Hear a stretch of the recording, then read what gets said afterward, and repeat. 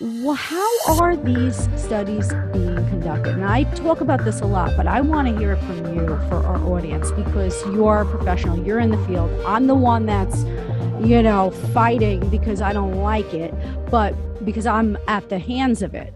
But I want everyone to know exactly what is left out. What is the scientific basis to support this efficacy? How are these studies conducted? What are the placebo trials telling us? Speak to that a little bit. Yeah, it's a good question, and I honestly I get kind of choked up every time I begin to talk about it because the antidepressant drugs, for example, SSRIs, are a multi-billion-dollar industry, with 80% of them being prescribed by like pediatricians or primary care settings, where they're not trained to accurately understand the complexity of presenting mood problems and other common emotional problems. And these drugs are being prescribed at astronomical rates, and have increased dramatically in the past couple of years. And really, they're making their clinical decisions and prescription recommendations off of like nothing more than pharmaceutical marketing pamphlets and information. If you want to look back into the trials and how they came to market, let's just start with the antidepressants, because they're so widely used now in society. The pharmaceutical industries, understood one thing quite early, that they really could not distinguish these SSRIs from what would be a placebo effect. Mm-hmm. And so in order to be able to bring these drugs to market, they set up their trials in specific ways.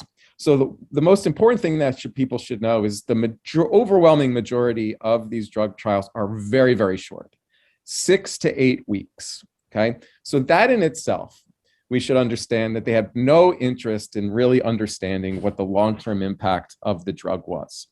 And when it comes to mental health, and I see this just as a psychologist who provides cognitive and dialectical behavior therapy, just having a connection with a professional is going to yield some sort of short-term effect, right? So if you're not feeling well and you do something about it, whether you go on a drug or whether you go meet with a professional, there's going to be some short-term mood boosting or elevating effect because there's just personal connection and intention to do something different. Mm-hmm. And traditionally, most depressive episodes, for example, are short-term. They're episodic. Right. So there's a beginning, a middle, and an end. So there's going to be a percentage of people that, you're facing an adverse event or a setback in life, you might get depressed, and then it resolves itself in time as their circumstances change. And that's why we have to set up randomized clinical control trials to try to be able to determine, is it the drug, is it a placebo, or is it something else? And in these trials, blind was broken. And basically what that means is the people who were taking the drug knew they were taking the drug because it alters your experience. Anyone who's taken an SSRI, many of you will know that like you feel a bit different. Mm-hmm. Many people don't feel anything. Some people feel horrible. Other people just feel what's best described as kind of an emotional numbing, or they just feel a bit disconnected or different. They knew that they were on something. So right there, blind is being broken, and they know that they're being provided the active drug treatment. And even then, the difference between placebo and those who were on the active substance was quite small, statistically small. But you can identify a statistical difference between the two groups based on the measures you're going to utilize. So if I would give a measure based on depression, and I have two people who are very severe, you can have a short-term reduction in those symptoms, but it not really mean anything clinically. Mm-hmm. So what we saw is that in some of the trials, they were able to identify a small statistical difference between the groups, enough to publish. And when there was no difference, they just didn't publish it. So it's the file drawer effect. And finally, what I think is like also, important in understanding this is there are people who had just some really strong adverse reactions, even suicidal, and they were kept out of the trial data. And then people, more complex cases were kept out of the trial data. So you can selectively choose your patients. There could be statistical gymnastics. And this is widely kind of known for those who've kind of went into the literature. There's people around the world who have written papers on the limitations of these trials.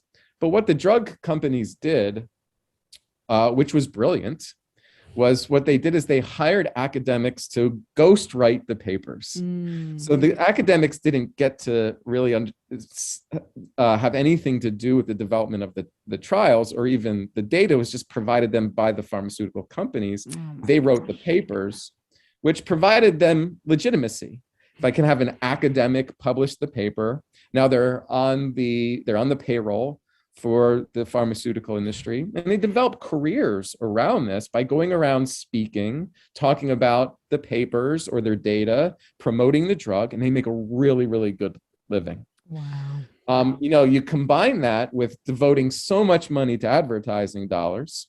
You go back to the 90s and the 2000s, and the American public was just bombarded with these commercials that suggest what you're feeling is based on a chemical abnormality. Right. And they believe these drugs correct that abnormality. And then they use what amounts to, I think, just fraudulent data and poor methodology to say that there's a statistical difference. But it's widely known that these drugs don't do anything to improve quality of life. And the long-term, health effects of these drugs are really concerning to us in the field. Yeah.